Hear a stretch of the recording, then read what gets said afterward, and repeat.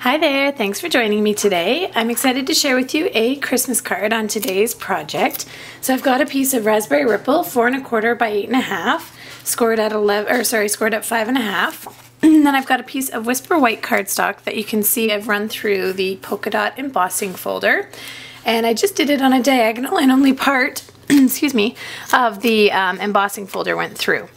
And now you can see I've just got a strip here. This is Gumball Green Designer Series paper, so one of this year's Stampin' Up's in colors. And another piece of the Raspberry Ripple Designer Series paper, so they come in the same big nice pack of paper. So those are 6-inch pieces, and I've just marked those on the diagonal there that match the diagonal on the embossing folder. And I'm just going to trim off my ends. And now adhere this to my card front. Super cute. I saw this on a sketch online and I thought what a cute card layout this will make. So I've got that. And now my next step is going to be something you rarely see me do. I'm going to actually stamp on the card. So this is the Raspberry Ripple ink, and it's the new style ink pad from Stampin' Up. So very gushy, very generous in ink. And then I've got the border banter stamp that says Merry, Merry, Merry. And I'm just going to tap that ever so slightly on here. And here I go. Whew, that turned out okay. And then I need a piece here. So what I'll do is I'll just line up. Actually, that one's not big enough. I'll line up a scrap of paper here that I've got. See how I just butt that right up against the white? So I only need a little bit to show here. So as I ink that up, there we go. Okay, so the scrap is there.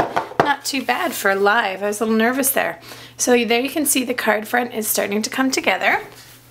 And now I have the Apothecary Accents, the label. I love this. I don't know what you'd call it, but I love this shape. So I'll adhere that there. And I put that on with dimensionals.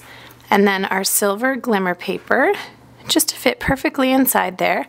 Now I have a little bit of gilt in our next step because I'm covering up a lot of that bling, so you might want to use a smaller image than what I have. But I just used the 2 1/2-inch circle punch in the Gumball Green. Now one thing I find is adhering to the glitter paper is a little tough, so if you want it to be flat, I'd recommend using sticky strip. And if you would like it to, you know, if you don't mind it popping up, dimensionals also work well. So let's see, we'll put that there.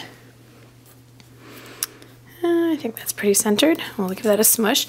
You'll notice that I paper pierced around the outside, although I did make a little glitch here. That's okay with my two circles there that are touching side by side, because those are actually going to get covered up with some bling here. So I've got my snowman from Button Buddies, a very underused stamp set at my house I forget about sometimes.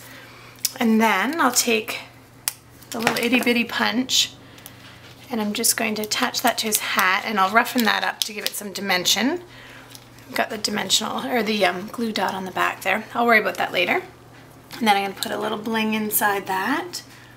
And then what I want to do is just put some bling around the outside. So I'm going to use one of the bigger ones to cover up the double holes there. There you go. And I'm actually going to use the grid, or use the dots, as my guide. And I think what I might do, here we go, is add, the package I have now doesn't have them. I've used them all up. I'm going to add some of the smaller rhinestones here. So the smaller ones here, just peel a couple off. I'm going to add those as little snowflakes here on the circle. Just an easy an inexpensive way to add some sparkle to a card. And then I also might add a little bit of dazzling details just to add that much more bling to it. But quick and simple, Christmas card that you can send, not any big knots or any big buttons that'll cost you more for postage, but really sweet and a fresh, fun layout. So if you want more details, check out my blog, please, at stampwithheather.ca, and I hope you have yourself a wonderful day.